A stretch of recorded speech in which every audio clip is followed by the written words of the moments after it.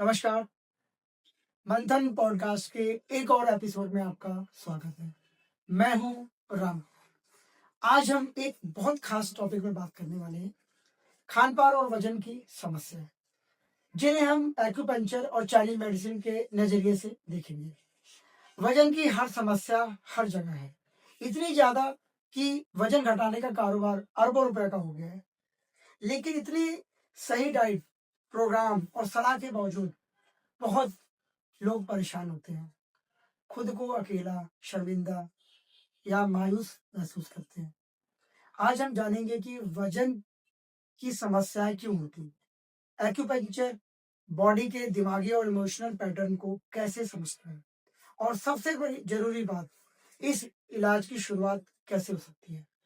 आज हमारे साथ हैं डॉक्टर आबिद खान जी, जो कि काफी टाइम के बाद हमें दोबारा मिलने का मौका मिला इनसे। चलिए हम इनसे बात करते हैं। डॉक्टर साहब नमस्कार। नमस्कार। स्वागत है आपका हमारे चैनल में। डॉक्टर साहब अब आप ये बताइए कि ईटिंग और वेट डिसऑर्डर का रूट कॉज क्या है। देखिए, रूट कॉज अगर जानना है तो आजकल की जो कॉमन धारणा बन गई है लोगों में कि अगर किसी का वजन नहीं बढ़ रहा है तो कह रहा है कि खाने पीने में कमी कर रहा होगा इसलिए बढ़ रहा हो, और किसी का अगर बढ़ रहा है ज्यादा वजन तो कह रहा है कि खाना पीना कंट्रोल करे। तो हम वजन को खाने के साथ ही जोड़कर रख दिया है। जी जी। मगर जो असल जो वजह है, खाना ही इम्पोर्टेंट नहीं है वजन में, और भी चीजें रोल प्ले करती हैं राम कुमार जी। अंदर का जो इम्बैलेंस है उस इम्बैलेंस को शिफ्ट करके बैलेंस में कैसे लेके आना है। देखिए, ईटिंग डिसऑर्डर और जो मेटाबॉलिक डिसऑर्डर होते हैं ना, आपस में ओवरलैप करते हैं। कंफ्यूजन हो जाती है कि मेटाबॉलिक डिसऑर्डर है या ईटिंग डिसऑर्डर है। तो हम एक्यूपंक्चर में दो एक्सट्रीम्स में बांट दिया है चीज को। एक है ओवरवेट, एक है अंडरवेट। ठीक है ना। मगर हम चाइनीज मेडिसिन जो है वेट को खाली कैलोरीज में काउंट नहीं करते हैं कि कितनी कैलोरीज खाई कितनी नहीं खाई। उसके 5 कारण हैं। 5 जो चीजें हैं वो जो हम देखते हैं पेशेंट के अंदर। सबसे पहला एनर्जी उसकी क्या है, एनर्जी फ्लो कितना है, कितनी एनर्जी वो है उसको। उसके बाद दूसरा मेटाबॉलिक रेट, उसका क्या है, बॉडी फास्ट है या स्लो है। तीसरा है ऑर्गन्स के जो हैं उसके अंदर, उसमें इम्बैलेंस कितना है आपस में।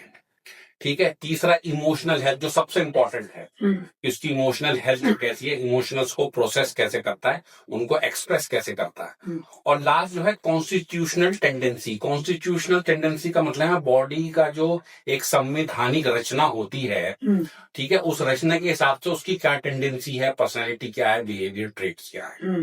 ठीक है ना। तो ये जो चीजें हैं ये हम पहले देखते हैं। मगर ये है कि कई बार जो है खान पान की जो प्रॉब्लम है, वेट की डिसऑर्डर किसी बीमारी के साथ भी जुड़ी हुई होती है, जैसे कैंसर के पेशेंट्स हो गए और थायराइड के पेशेंट्स हो गए। तो उससे अगर ऐसी बात है तो पहले डायग्नोज कर लेना बहुत जरूरी है एलोपैथी वेस्टर्न मेडिसिन के जरिए। उसके बाद उसका ट्रीटमेंट लिया जाए तो ज्यादा बेहतर है। तो ये इसके रूट कॉजेज हैं। ये जो भी आपने 4-5 ये बताए कॉजेज वगैरह, इनको आप, मैं ये कहूंगा कि लिसनर को आप एक सरल तरीके से बताएं ताकि वो बड़े आराम से समझ जाए, क्योंकि ज्यादा आप वैसे बताएंगे तो लोग उतना इंटरेस्ट भी नहीं लेते या समझने की कोशिश नहीं करते। तो मैं ये चाहूंगा आपसे कि आप ऐसा बताइए कि लोग सब समझ सके। देखिए, जो सबसे सरल तरीके से, एनर्जी क्या होता है, आप ज्यादा लो फील करते हैं या बहुत ज्यादा एक्सेस में जोशीले फील करते हैं, ये बहुत डिपेंड करती है आपके ऊपर। ठीक है ना। दूसरा metabolic rate, basal metabolic rate, सबको मालूम है मेटाबॉलिक रेट क्या होता है। आपका जो अंदर बॉडी को क्या कहते हैं, खाने को डाइजेस्ट या कैलोरीज को बर्न करने की क्षमता क्या है, बहुत ज्यादा फास्ट है या बहुत ज्यादा स्लो है, ये देखना पड़ता है। कई बार क्या होता है कि लोग खाते ज्यादा है मगर सही अब्जॉर्प्शन ना होने की वजह से उनको लगता ही नहीं है। तो ये मेटाबॉलिक रेट यहाँ पे रोल प्ले करता है। तीसरा है ऑर्गन इम्बैलेंस। तो हम चाइनीज मेडिसिन में 2 ऑर्गन्स को देखते हैं, एक तो किडनी ऑर्गन है, ठीक है, दूसरा स्प्लीन ऑर्गन है। स्प्लीन कई लोगों को नहीं पता होगा क्या होता है। स्प्लीन जो ऑर्गन होता है वो स्टमक और पेनक्रियास के बीच में एक छोटा सा ग्लैंड होता है। अच्छा, उसको स्प्लीन बोलते हैं। उसका जो मेन रोल है आपके डाइजेशन और इसमें इमोशनल प्रोसेसिंग में बहुत काम करता है। वो जब वो स्लो पड़ जाता है तो ये सारे वेट्स और ईटिंग डिसऑर्डर्स होने शुरू हो जाते हैं। दूसरा इमोशनल हेल्थ, मेंटल हेल्थ बहुत है, इसमें एंजाइटी है, डिप्रेशन है, तो ये चीजें बहुत ज्यादा रोल प्ले करती हैं आपके ईटिंग डिसऑर्डर में। किसी को कभी क्या होता है, एंजाइटी होने की वजह से बहुत ज्यादा भूख लगती है, तो एंजाइटी होने की वजह से अपने आप को, और कई लोग तो बहुत ही खाते हैं, बहुत ही सेहत खाते बनती हैं, है। सेहत बनती नहीं है। तो इमोशनल हेल्थ को ही है, मैं आगे चल के आपको समझाऊंगा। और दूसरा, आपकी जो पर्सनैलिटी होती है, कॉन्स्टिट्यूशनल टेंडेंसी, आपकी बॉडी की संवैधानिक रचना जो आपको भगवान ने दी है नेचुरल वे में, जो आप पैदा हुए हैं, ठीक है ना। उसके बाद फिर आपका डेवलपमेंट किस तरह से रुख लेता है बॉडी में, बॉडी का आगे आगे जैसे आप बड़े होते हैं, वो सारी चीजें देखनी पड़ती है, पास्ट हिस्ट्री पूरी लेनी पड़ती है। तो ये है सरल वे में, अगर आप जानना चाहते हैं तो। डॉक्टर साहब, ये दूसरा सवाल आपसे ये कि जी। जो मेटाबॉलिक डिसऑर्डर जी। जो आपने बताया, ये क्या चीज है? देखिए, मेटाबॉलिक डिसऑर्डर अगेन अभी मैंने बताया 2 एक्सट्रीम्स में बटे हैं, एक है ओवरवेट और एक है अंडरवेट, ठीक है ना। जो ओवरवेट होगा तो वो आएगा लोअर मेटाबॉलिक रेट से। किसी का मेटाबॉलिक रेट जो है बॉडी का वो कम होगा तो ओवरवेट होगा, ठीक है ना। सिस्टम जो है बहुत स्लगिश हो जाता है, स्लो हो जाता है, ठीक है ना। तो उसमें यह है कि आदमी पानी भी पीता है तो उससे वजन बढ़ जाता है। कई लोगों को ऐसा भी होता है, नहीं खाते तब भी वजन अच्छा बढ़ता डॉक्टर है। साहब, काफी लोगों का ये कहना है कि ये कुछ भी खाता है इसको सेहत लगती है। काफी लोगों का मैंने ऐसे देखा, हाँ। सुनते भी हम लोग। जी। तो क्या ये बात सच है? हाँ, बिल्कुल सच है। और कई लोग तो बहुत कुछ खाते हैं, प्रॉपर डाइट कंसल्टेंट से, डाइटिशियन से भी चार्ट बना के खाते, तब भी कुछ नहीं हो रहा। बिल्कुल, आपकी बात बिल्कुल सही है। देखिए, सारा जो है रूट लेवल पे बेसल मेटाबॉलिक रेट पे आ जाता है। और जो लोगों के घर पे बड़ी सारी टेंशन है, बहुत सारा परेशान है, जी। या किसी के ऊपर घर की बहुत सारी जिम्मेदारियां हैं, हाँ, तो काफी लोगों का ये कहना है कि मैं बहुत कुछ खाता हूँ लेकिन ये सही नहीं लगता है। ये भी मैं भी आपको समझाऊंगा ये क्यों होता है, ठीक है ना।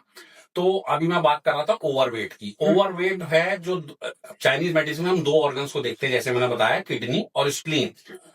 तो स्प्लीन साइड की जो आपकी खाना के पचाने की जो क्षमता होती है वो वीक पड़ जाती है, ठीक है ना। उसकी वजह से बॉडी में डैम्पनेस आती है। डैम्पनेस जैसे सीलन आ गई, आपके हाथों में सीलन आ गई, उस डैम्पनेस से आपकी बॉडी में बलगम बनता है।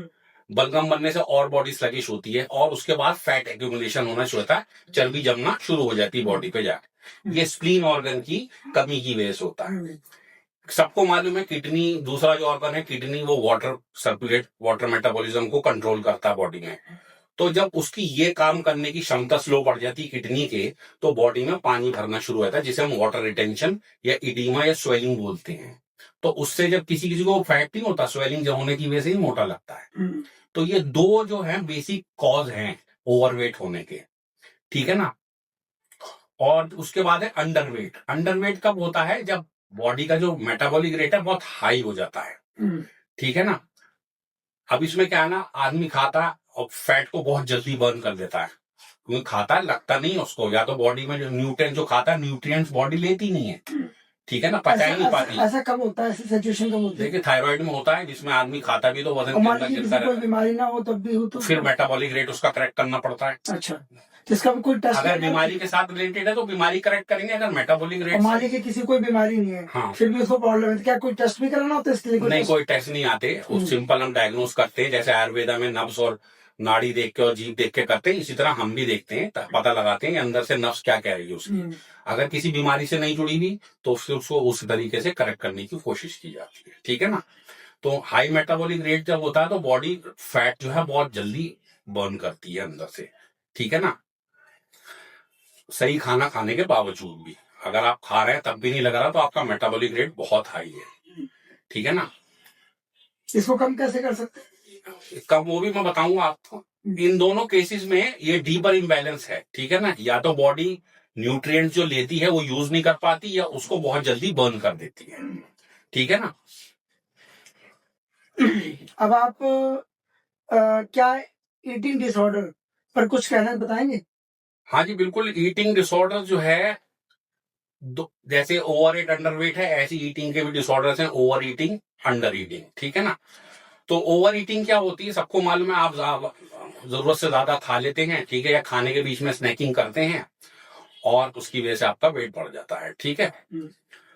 और ये एक आदत नहीं है, ये आमतौर पे ये जो चीज है ना, बीच बीच में खाने की इमोशनल इंबैलेंस के साथ जुड़ी होती है। कई लोगों को क्या होता है कि अंदर का खालीपन दूर करने के लिए भी खाना उसमें डालते हैं, ताकि वो भरे भरे महसूस करें, ठीक है ना। इमोशनल कंफर्ट मिलता है उन्हें, ग्राउंडेड फील करते हैं फूड खाने से, ठीक है ना, जो काफी लोगों का कहना है हाँ कि मैं 7 बजे डिनर कर लेता हूँ, हाँ 8 बजे, हाँ लेकिन मुझे रात को भूख लगती है तो मैं चॉकलेट खाता हूँ। हाँ, वो तो गलत ये है भी ना, एक इमोशनल हो ये गया कि इमोशन चॉकलेट ही खानी है, पैटर्न है ये ऐसे। चॉकलेट ही खानी हाँ, है। ये डिप्रेशन एंग्जाइटी से जूझ रहे होते हैं पेशेंट, या पास्ट ट्रॉमा कोई गुजरा होता है, हम्म। तो रात में ऐसे लोगों को जब भूख लगती है तो वो काफी लोग आइसक्रीम खाने हाँ निकल जाते हैं, आइसक्रीम खाने निकल जाते हैं, तो ये गलत है, ऐसा नहीं करना चाहिए। ऐसा नहीं करना चाहिए बिल्कुल। तो ये वही इमोशनल कंफर्ट सीख करते हैं ये, ठीक है ना। तो अंडर ईटिंग क्या होती है, अंडर ईटिंग क्या होती है, आपने मॉडल्स और एक्ट्रेसेस को देखा होगा आजकल कि खाना ही नहीं खाते फिगर मेंटेन करने के लिए, खाएंगे भी तो उसे उल्टा करके निकाल देंगे, ठीक है। मान लीजिए 4 रोटी है हाँ, तो 2 रोटी खाएंगे, 2 रोटी खाएंगे, और जो खाएंगे भी तो वॉमिटिंग करके निकाल देंगे ताकि वेट ना बढ़े, और उससे फिर सूखते चले जाते हैं। और जब ये होता है तो साइकोलॉजिकल डिस्ट्रप्शन हो जाता है, ठीक है ना। आदमी फिर एनोरेक्सिक कहते हैं, इसे एनोरेक्सिया बोलते हैं, इंग्लिश जबान में एनोरेक्सिया कहते हैं, जो आमतौर पे मॉडल्स और एक्टर्स के साथ हो जाता है। अच्छा ये काफी डाइटिशियन जो है जी एक चार्ट बना के देते हैं कि ये हाँ खाओ, ये नहीं खाओ, फलाना खाओ, हाँ, ये तो क्या इन सबको फॉलो करने से फर्क पड़ता है या दवाइयां भी साथ साथ देखिए खाली डाइट और उससे नहीं होता है, आपको उसके बाद इमोशनल पैटर्न सही करना होता है, अपने क्या कहते हैं बिहेवियर, जो आपकी हैबिट्स होती है बनी हुई, उनको दूर करना होता है। फिर ये है कि बीच बीच में जो आपको दिल करता है खाने का, उसको शब्द है उसका एक क्रेविंग्स जो होती हैं, उस क्रेविंग्स बीच बीच में होती है, उनको कैसे कंट्रोल करना है, ये सारी चीजें ध्यान में रख के आपको वेट के ऊपर काम करना चाहिए। खाली जिम जाने से या खाना सही करने से कुछ नहीं होता है। और ये आप इस चीज को जो आपने बताया ये जी सब, इसको एक्यूपंक्चर से कैसे करते हैं ट्रीटमेंट? देखिए, वही मेटाबॉलिक रेट हम उसका करेक्ट करने की कोशिश करते हैं, जो इम्बैलेंस है अंदर उसको करेक्ट करने की जरूरत है, और उसके जो बड़ा हुआ है उसको कैसे करते हैं? उसको रिड्यूस करा जाता है, उसके अलग पॉइंट्स होते हैं। अच्छा, जो अगर कम है तो उसको बढ़ाने के अलग पॉइंट्स हैं। तो इसको अगर ये किसी मैटर में बड़ा है हाँ तो आप इसको बराबर करेंगे, ये शर्ती इलाज है कि? बिल्कुल बिल्कुल, और उसके साथ इसकी काउंसलिंग करनी पड़ती पेशेंट की, ऐसे नहीं है कि आप ट्रीटमेंट करके छोड़ते हैं, आपको समझाना पड़ता है उसको ये बकायदा। कितना टाइम लगता है इससे? देखिए 2-3 महीने तो लगते हैं इस चीज को, मगर ये और लाइफ लॉन्ग पैटर्न है, इस पे आपको काम करते ही रहना पड़ेगा। और आगे क्या एडवाइस रहेगी? मान लीजिए आपने 3 महीना हाँ, करके, तो ये जो आपकी हैबिट एक बार बन गई, 2-3 महीने में एक हैबिट बन जाती है आमतौर पे, उसको लेके आगे चलना है। जी जी, ये नहीं कि आपने उसी को 2-3 फॉलो करते रहे। उसी को फॉलो करता रहना लाइफ लॉन्ग, डिसिप्लिन, और वो आपको कंसिस्टेंसी बना के रखनी पड़ेगी। और खाने पीने का क्या एहतियात करना पड़ेगा? खाने पीने में आपको यह है कि बाहर का प्रोसेस फूड नहीं खाना है, अच्छा, घर का साफ सुथरा ईट क्लीन खाना, ऑर्गेनिक खाना है, ये सारी चीजें और बताई एक जाती चीज हैं। और मेरे पास जी दिमाग में मेरे में क्वेश्चन आ रहा जी है कि काफी लोगों का मैंने सुना है, देखा भी है, हाँ, तो वो डायबिटिक होने बहुत बहुत ओवरवेट है, वो ये क्या है? देखिए इसमें भी स्प्लीन का जो ऑर्गन है वो बहुत रोल प्ले करता है, क्योंकि स्टमक और पेनक्रियास के बीच में हाँ, होता है। क्योंकि आदमी को ऑलरेडी शुगर है और वजन भी ज्यादा है, ये समझ नहीं देखिए आता। वो स्प्लीन का रोल है, क्योंकि इसमें स्प्लीन दोनों तरफ काम करता है, कोई खाता भी है, क्योंकि डायबिटीज के साथ हो सकता है उसे और प्रॉब्लम्स लगी हो, थायराइड की प्रॉब्लम भी हो, जी, थायराइड भी होती है, ठीक है ना। तो ज्यादा मेरे ऐसे साथ वाला डायबिटीज पेशेंट क्या है कि या तो ओवरवेट होगा या अंडरवेट में चला जाएगा, जी जी जी तो आपको वो सारी डायग्नोस करके पता कर लेने पड़ेंगे एग्जैक्टली डायबिटीज के साथ और दूसरी चीज क्या जुड़ी हुई है। डायबिटीज कितनी ओवर थिंकिंग बहुत करते हैं ऐसे लोग, डायबिटीज वाले आमतौर पर कॉमन पैटर्न है, वरी बहुत करते हैं जिसकी वजह से डायबिटीज होती है, तो वो पैटर्न उनको करेक्ट करना पड़ेगा, ठीक है ना। कभी कभी क्या होता है, लोग ज्यादा ओवर थिंकिंग और वरी करने से डिप्रेशन में जाते हैं, या तो बहुत ज्यादा खाएंगे डिप्रेशन में जाके, या बिल्कुल ही खाना छोड़ देंगे। तो ये दोनों चीजें पता नहीं, मेन इमोशनल पैटर्न काम करता है अंदर, कि उनका बेसिक इमोशनल पैटर्न है क्या अंदर, ओवर थिंकिंग है या वरी करना है, इस चीज को करेक्ट करना होता है, वो करेक्ट हो जाता है तो ऑटोमेटिकली आदमी लाइन पे आ जाता है। अच्छा डॉक्टर साहब, ये जो साइकोलॉजिकल कॉजेज क्या है जो ईटिंग डिसऑर्डर में? देखिए सबसे पहले जो वेट आपको रेगुलेट करना, उसमें 3 चीजें हैं जो बेसिक वर्क करती हैं। दूसरा इनपुट, इनपुट माने खाना और पीना जो आप ले रहे हो। दूसरा आउटपुट, खाना पीना ले भी रहे हो तो फिर आउटपुट क्या दे रहे हो, फिजिकल एक्टिविटी कितनी कर रहे हो, इमोशनल एक्सप्रेशन कितने दे रहे हो सही तरीके से अपनी। खाना खाते में ज्यादा गुस्सा तो नहीं होते हो आप, खाना खाते में ज्यादा वरी तो नहीं करते आप, तो इनपुट और आउटपुट पर डिपेंड करता है। और तीसरा जो है आपका बॉडी का संविधान, कॉन्स्टिट्यूशन, जो आपकी बॉडी की संविधानिक रचना है जो भगवान ने आपको नेचुरल में दी है। ये तो या तो आप अपने माँ बाप से लेते हैं, इनहेरिटेड होती है, या फिर आप आगे आगे जैसे लाइफ में बढ़ते हैं पैदा होने के बाद, तो आपका जो एक मेटाबॉलिक नेचर डेवलप हो जाता है, जैसे आप माहौल में रहते हो वैसी खान पान की आदतें ले लेते हो, वैसे इमोशनल पैटर्न्स ले लेते हो, वो सारी चीजें इन चीज पर इफेक्ट करती हैं। कोई पतला है, कोई मोटा है, कोई नहीं है, तो ये सारी चीजें रोल प्ले करती हैं। ये 3 चीजें, इनपुट, आउटपुट और बॉडी का कॉन्स्टिट्यूशन, ये आपको इनहेरिटेड भी होता है, माँ बाप से मिला होता है, और फिर ये पैदा होने के बाद जिस इन्वायरमेंट में आप रहते हो उससे आप एक्वायर कर लेते हैं, ठीक है ना जी। तो ये है। तो डॉक्टर साहब अब आप चलते चलते ये बताएंगे कि ये जो मोटापे वाली प्रॉब्लम बताई आपने, सारा ओवरऑल बताया, जी। तो इसका निचोड़ ये बताइए कि लोगों को इसके प्रिकॉशन में क्या करना चाहिए। प्रिकॉशन में देखिए, मोटापा सबसे avoid पहले करना जो है, मैं अभी आपने सवाल पूछा साइकोलॉजिकल ओरिजिन्स क्या है ईटिंग डिसऑर्डर के, वो आप जान लें तो आपको समझ में आ जाएगी। ठीक है ना। सबसे पहला जो है इनर कंफ्लिक्ट, इनर टर्मोइल, अंदर की आपकी जंग आपसे खुद से। चाहिए। ठीक है। कभी कभी क्या होता है, देखिए साइकोलॉजी में क्या होता है, एक तो होता है लोअर सेल्फ जिसे ईगो बोलते हैं, जी बिल्कुल। और ज्यादातर लोग इस ईगो से ही ऑपरेट करते हैं। और एक होता है हायर सेल्फ, जिसे जिसे हम भगवान, गॉड, अल्लाह जी उसे कहते हैं। जी। तब क्या होता है, जब हम उस हायर सेल्फ से कट जाते हैं हाँ। और खाली उस ईगो के हिसाब से चलते हैं, ठीक है ना, तो वो ईगो जब लेके जाती है तो आदमी खाली महसूस करता है, क्योंकि भगवान से कटा हुआ होता है। जी कटा हुआ, जी। उस खालीपन को भरने के लिए वो हैबिट्स ले लेता है, या तो ज्यादा खाना एडिक्शन में लग जाएगा, या अल्कोहल एडिक्शन में लग जाएगा, या ड्रग्स एडिक्शन में लग जाएगा। तो वो खालीपन ही भरना होता है उसको अंदर। आगे समझ में, अपने आप की तसल्ली, मन की तसल्ली। मन की तसल्ली, अंदर पेट में कुछ पड़ गया है मेरे, तो मुझे फील में कंफर्ट फील कर रहा हूँ। हाँ। मगर वो जब चीज चली जाती तो फिर वैसे ही लगना लग जाता है। जी जी। तो ये सबसे पहले जो है ना, आधे लोग देखिए, कई बार क्या है ना, भगवान को मानना और भगवान की मानना, हाँ। दोनों में डिफरेंस है। बिल्कुल ठीक है, बिल्कुल। आगे समझ में, आप जी। भगवान को तो मान रहे हैं, भगवान की नहीं मान रहे। जी बिल्कुल। भगवान आपसे क्या चाह रहा है, ठीक है ना, जब तक आप उससे कनेक्ट नहीं होगे तो कोई डिफरेंस नहीं पड़ेगा। आप अपना खालीपन पार्टियों में जाके कर लोगे, ठीक है ना, ड्रग्स जाके कर लोगे, हेडोनिस्टिक हो जाओगे। हेडोनिस्टिक मतलब जो कॉन्स्टेंटली प्लेजर ही सीख करता रहता लाइफ जी में, जी जी। हर काम में मजे चाहिए, अपने इमोशंस को दरकार करके मजे चाहिए। और जब जब जहाँ अकेला बैठना पड़ जाता है, वहां उससे बैठा नहीं जाता 5 मिनट। तो जब तक आप अपने हायर सेल्फ से नहीं जुड़ेंगे, तब तक ये प्रॉब्लम्स आपको परेशान करेंगी, चाहे कोई भी बीमारी हो। जी। ठीक है ना।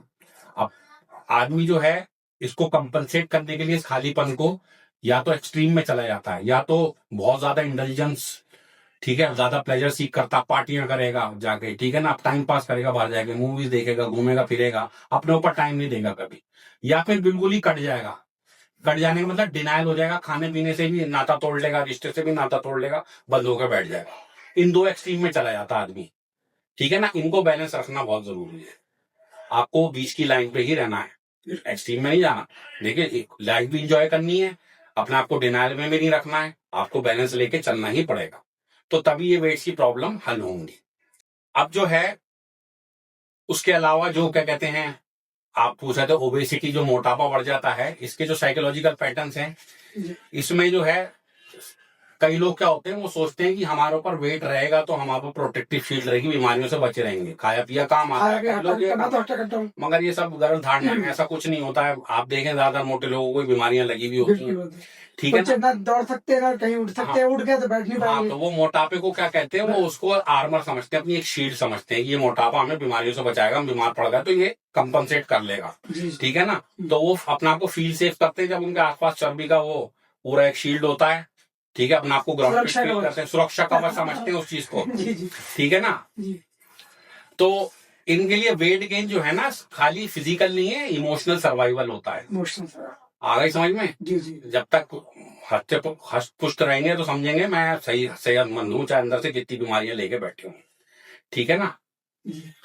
और दूसरा, लैक ऑफ लव, प्यार की कमी, परिवार से नहीं मिलता, अपनेपन की कमी, अपनेपन की कमी। लोग सेल्फ लव को सेल्फिश समझते हैं, ऐसा कुछ नहीं है, ठीक है ना। आप अपने आप से प्यार करेंगे तो अपना अच्छा ध्यान रखोगे, नहीं करोगे तो अगर अपनी बॉडी केयर करेंगे तो अच्छा सही बात है, ठीक है ना। तो कई लोग ये सोचते हैं हमें कोई प्यार ही नहीं करता है, हम इस लायक ही नहीं है हम कि हमें कोई प्यार कर सके, और रिश्तों से शर्माते हैं, घबराते हैं, दूर रहते हैं। तो ऐसे लोगों में भी खालीपन बहुत होता है जी। तो ऐसे लोग भी फिर ये है कि अपना खालीपन जो है ड्रग्स से भरेंगे, अल्कोहल से भरेंगे, या फिर खाने से भरेंगे, जो सबसे इजीली एक्सेसिबल है। फ्रिज खोलो, खाना पड़ा है, खा लो, अच्छा फील करेंगे, लेट जाओ। तो ये चीजें हैं जी, ठीक है ना।